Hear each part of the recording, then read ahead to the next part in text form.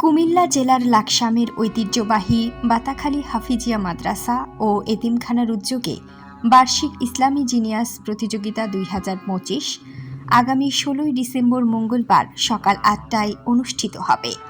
উক্ত প্রতিযোগিতায় প্রথম পুরস্কার 25,000 টাকা, দ্বিতীয় পুরস্কার 15,000 টাকা, তৃতীয় পুরস্কার 10,000 টাকা সহ 7টি বিশেষ পুরস্কার বিজয়ীদের মাঝে প্রদান করা হবে। প্রতিযোগিতায় অংশগ্রহণকারীদের সর্বোচ্চ বয়সসীমা 16 বছর। কোরআন তিলাওয়াত, আজান ও ইসলামী সঙ্গীত এই 3টি বিষয়ে পারদর্শী বা অলরাউন্ডারদের জন্য এই প্রতিযোগিতা উন্মুক্ত। 15 ডিসেম্বরের মধ্যে 300 টাকা রেজিস্ট্রেশন ফি জমাদানের মাধ্যমে দেশের যে কোনো প্রতিষ্ঠানের শিক্ষার্থীরা উক্ত প্রতিযোগিতায় অংশগ্রহণ করতে পারবেন। সরাসরি 01799 949465 নম্বরে যোগাযোগ অথবা মাদ্রাসার 01319 082985 বিকাশ নম্বরে ফি পাঠানোর মাধ্যমে রেজিস্ট্রেশন করা যাবে।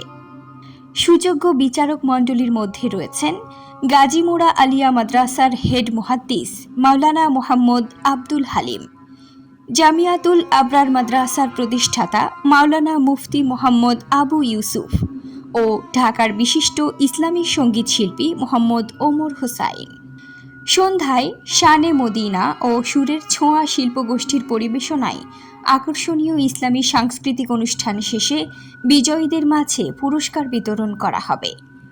আসুন বিজয় দিবস উপলক্ষে সুমধুর কোরআন তিলাওয়াত, আজান ও ইসলামী সঙ্গীতের সুরে মূর্ছনায় সকাল থেকে সন্ধ্যা পর্যন্ত ডুবে থাকি বাতাখালী হাফিজিয়া মাদ্রাসা ও এতিমখানার ব্যতিক্রমধর্মী এই অনুষ্ঠানে।